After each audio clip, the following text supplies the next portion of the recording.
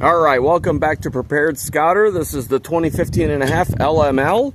I've got a lot apart, and I'm going to cover why. If some of you have seen my power steering videos or that front crankshaft seal videos, you know, give those a check out because I tried to come up with some interesting tips and tricks. All right, I was trying to put in my new fan hub. Now that is a fluid dampener, fancier harmonic balancer down there with the, I'm trying to think of the name brand of that bolt that comes in it. I believe it's ARP brand bolts. All right, so you guys will see that I had to take out again to get that fan in there, this fan hub in here, because my old one was sounding like it. So, you know, I went through this whole headache of just trying to get, you know, this fan in here and this fan hub in here and this stupid cover in here, because whether I like it or not, it is kind of necessary, it seems, right?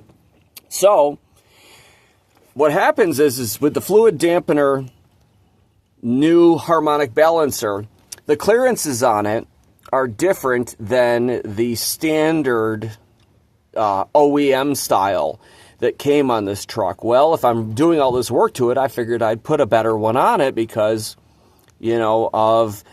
Oh, and I did the drill pin kit upgrade. Who is it? Fluid Dampener has a pin kit, but I had found it on XDP, Extreme Diesel Performance out of California.com.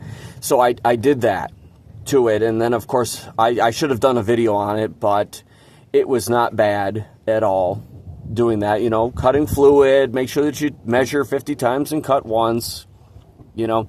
Anyway, so I was here, and this coolant bypass hose was here, and the clearances, as you can see right here based on the scratches, this hub would not fit. So I removed that stud and it still wouldn't fit, so I had to remove both studs to get the thing on. But then I found out that with this in place, because it wasn't in place originally when I had done this coolant bypass hose, because you can't get in here at the proper angle and then turn it. So then, of course, I had to remove this, which then meant I had to get a new O-ring washer. You know, when you guys are working on these things, just make sure that you've got an extra one or two floating around, is what I found out from doing all this mess. And I'm going to try the luber plate for that O-ring. I had in previous videos talked about the super lube and about this red hose everywhere. This red hose everywhere. I talked about using this super lube for this red hose, and I'd used it on O-rings, and I'd used it on my thermostats and everything, and I really do like it. But when I took that coolant bypass out of there after replacing it already once, this seemed to be hardened-ish type of, I don't know. It was not as greasy and as movable as when I had installed it. So then it screwed up this upper gasket. So I'm going to try the luber plate, I think is what it's called, the assembly lube, instead when I go to reassemble that. But, like I was talking, I have to take this hub back off. And because I've got clearances, I have to remove these studs.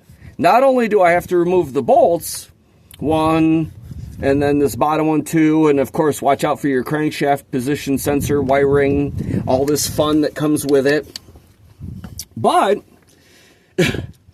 so, you guys can tell all the fun I'm having. I'm going to remove these studs. They're blind holes, and then of course the torque specs on them are like 12 in my book. and 14 is what I found online as well. So, all right, y'all, just more stuff to freaking deal with. GM, what the hell?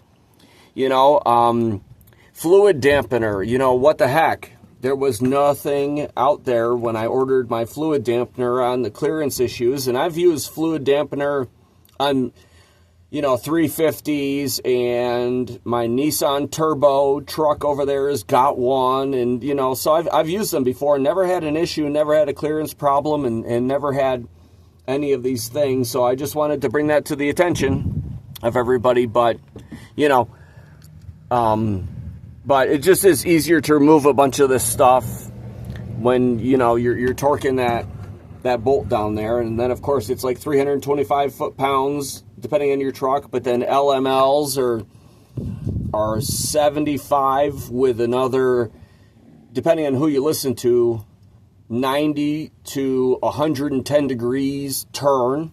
And then, of course, always make sure that when you're doing that stuff, you know, because we're talking about the harmonic balancer at the same time, when you put in your lock, which here's mine, I took it out, but I want to make sure that I'm not stupid. You know, here's the plate. I'm just going to leave it on my dash just to remind myself to check it. Number one, because I have more than one of those. And number two, you know, when you're torquing all that, you have to put all that in. Otherwise, you're just going to spin over the motor. So, but I've got 3/4 inch tools and 1 inch tools lying around here. So, all right, y'all. Hope this helps. I hope I didn't ramble too much. Prepared Scouter out.